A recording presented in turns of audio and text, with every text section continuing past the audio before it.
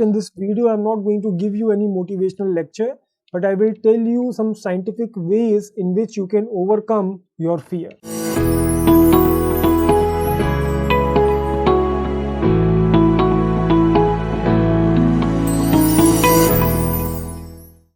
Subscribe and press the bell icon so you never miss an update from Prep Ladder. Hello everyone, I'm Atul Garg, and as you all know, I teach ethics, integrity and aptitude on Prep Ladder. Now the topic for today's discussion is that how to overcome fear for UPSC Prelims 2022. Now see, on daily basis I am getting calls from the students that, sir, we are really panicking. Do you think that we should give exam this time or not? Should I give next year or not? So many such kind of panic calls I am receiving on daily basis. And these things are quite natural to happen in the last 20 days of exam. In fact, in this video, I'm not going to give you any motivational lecture, but I will tell you some scientific ways in which you can overcome your fear. See, the first thing is that you should change your thought process about the fear. What is fear? Okay, fear is something which is quite natural to human beings. And if you are feeling scared, it means that you have prepared well for the exam, because it is only the hard-working who have the fear of failure also. So fear is a sign of hard work. Fear is a sign that you have done well in your preparation. Second thing is that fear is helpful for human beings, because the feeling of fear leads to the release of certain hormones in your body which increases your performance and attention span. So if you are getting scared, then it is really good for you, because it will give you that extra energy to fight the danger which is present in your environment. So it is good that you are feeling a bit scared, so some fear is necessary for optimum performance. But there is a catch in it. Fear will help you only to a certain point. After that point, basically it's an inverted, but there is a catch in it. Fear will help you only to a certain extent. There is this Yerkes-Dodson law which you can see on internet also, and it is an inverted U curve, that till here the increase in emotions will enhance your performance also. But if your emotions increases more, then your performance will start decreasing. So the challenge is that how you keep yourself to that optimum level. In order to do this, I will suggest you certain technique. Now the first technique is that you should practice in simulated environment. Like when you are practicing mock test, I have seen that many times students, what they do, they are lying on their bed, or they are listening music, or they are watching TV while solving their mock test. This is something which you should avoid. You should sit on your desk, you should set your table, your alarm clock, your pen, that God's image in front of you, and think that you are sitting in the examination hall. Create that environment around yourself, and then you start writing your paper in a time-bound manner. And this thing will create pressure on you.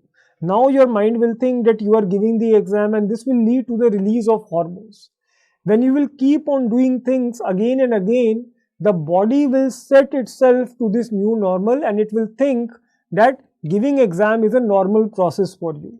And when you will be sitting in the exam, there would be less release of hormones, resulting in less fear. So it is a way that how you can manipulate your body and you can feel less fear. So this is one way. The second way is that you should have positive memories about the examination. See, it is not the examination which creates fear in you, it is your thought process about the examination which creates fear. So if you will talk positively to yourself about exam, that I have given so many examinations before, every time I have secured really good marks, examination is something which is my cup of tea. So these positive things you will tell yourself, that whenever I give exam, I have always been in the top 500 ranks in all India rankings. So keep talking positive to you, and when these positive talks will be there, then this feeling of fear will get converted into happiness and excitement, that this is my ticket to become an IAS officer. So talk positively to yourself. Basically in psychology we call it psycho-cybernetics. The meaning is that body prepare itself for the goal that you gives it. So if you tell your body, if you tell your brain that I am going to be successful, the body will start preparing itself for success. If it will tell itself that no, I am going to fail this exam, I am not going to be able to do this thing, then the body will prepare for the same. So positive talk is very important. So stimulated environment and positive talk. Thirdly, see, meditation and pursuit of hobby is also very important. I often tell students in my class when I am discussing emotional intelligence that this exam, it plays not more on your intelligence but more on your emotions. So for this exam, you need to be emotionally intelligent. Your EQ should be higher than your IQ. Alright.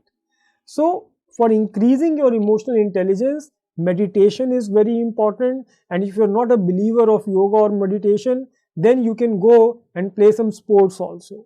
In fact, I have seen students like they have been playing football or badminton right before the examination. This playing of sport creates positive energy in your mind. It makes your mood more optimistic. So there is nothing wrong if you can play a sport for half an hour and then you can study for 8 hours with high concentration rather than studying for 9 hours with less concentration. Are you getting my point? So if you do the maths, you will find that playing 1 hour sport is more good for you. It is more beneficial for you. So play some sport, pursue your hobby, meet your friends. These things are going to give you positive energy. And lastly, I would say, fool your heart. Like all of you have seen that movie 3 Idiots. So there all is well, all is well. So this thing has a scientific relevance. The heart is very sensitive. It is quite subtle, I would say. So you can easily fool your heart. Just keep telling it that all is well. Everything is going to happen good. I'm doing well. I have always done well in the past and everything is going to happen good. And you will see that things will happen good. And in the end, I would say that Nishkam Karma should be your philosophy for this exam. Nishkam Karma helps you to liberate from the anxiety of the future and the regrets of the past. The negative emotions will not come around you if you will follow the idea of Nishkam Karma, that is disinterested interest. You should understand that what has happened in your life, it happened for good. What is happening, it is good, and what will happen, that will also be good. So if this kind of thought is there in your mind, then you will leave the results in the hands of God and you will just concentrate on your karma. And that is which is best for this examination. So through these techniques, you can channelize your fear towards more productive outcomes. I hope you have liked this video, and for more such videos, you can subscribe to the YouTube channel of PrepLadder. Thank you and all the best for the exam.